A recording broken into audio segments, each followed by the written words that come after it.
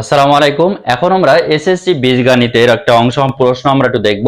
বীজগাণিতিক অনুপাত এবং সমানুপাতিক এই চ্যাপ্টারের খেয়াল করি। সরল করো একটি অঙ্ক। এখন এই অঙ্কটা আমরা একটু সরল করো আমরা একটু দেখব। প্রথমে আমরা একটু খেয়াল করি, এখানে 3x ইনভার্স দেওয়া আছে plus 2y inverse whole bracket, তারপরে আবার ইনভার্স দেওয়া আছে।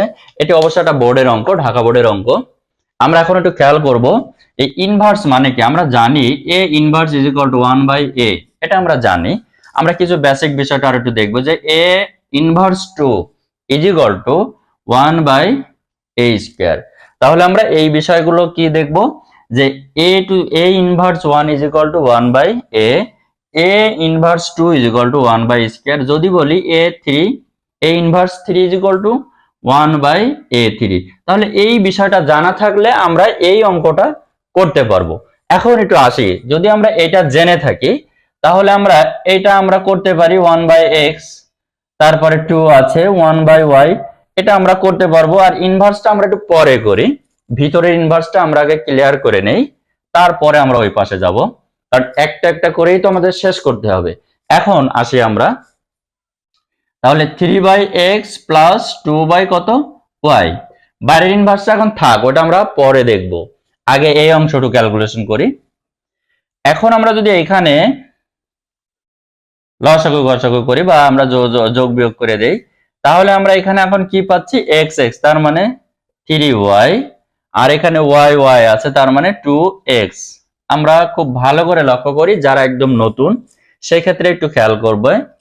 এখন এইখানে আমরা করে দিলাম, তাহলে কি করলাম যে 2x প্লাস 3y, আমরা একটু সাজালাম যে x টাকে আগে নিয়ে আসি আর এখানে y।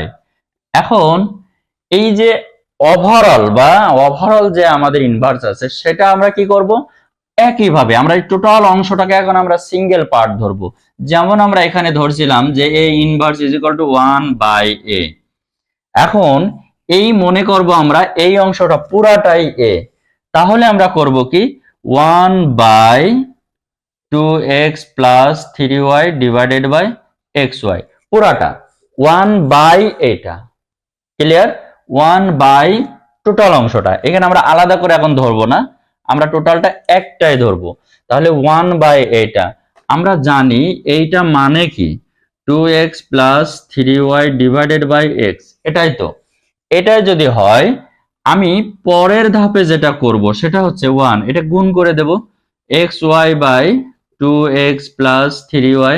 আমরা এটা জানি যে ভাগকে যদি আমরা গুণ করি সেটা উপর নিচ হয়ে যায়।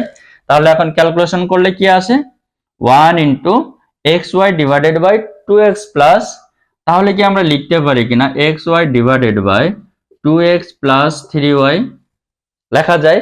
অফকোর্স এটা লেখা যায়। তাহলে এই সরলের মানটা কত, এটা হচ্ছে নির্ণয়ের মান বা অ্যান্সার, আমরা এটা বলতে পারি। তাহলে আমরা আনসারটা কি পেলাম, xy divided by 2x plus 3y। এটা কোন অঙ্কের, এই অঙ্কের সরলের মান। তো অঙ্কটি যদি ভালো লেগে থাকে অবশ্যই আমাদের ফেসবুক পেজটি দাও এবং লাইক কমেন্ট করো। এছাড়াও আমাদের ইউটিউব চ্যানেল থেকে যদি দেখে থাকো অবশ্যই চ্যানেলটি সাবস্ক্রাইব করে আমাদের পাশে থাকো। তাহলে এই ধরনের যে যাবতীয় কিছু অঙ্ক তোমরা খুব সহজেই পেয়ে যাবে। তো দেখা হচ্ছে আমাদের পরবর্তী ক্লাসে, ততক্ষণ পর্যন্ত সবাই ভালো থাকো, সুস্থ থাকো, খোদা হাফেজ।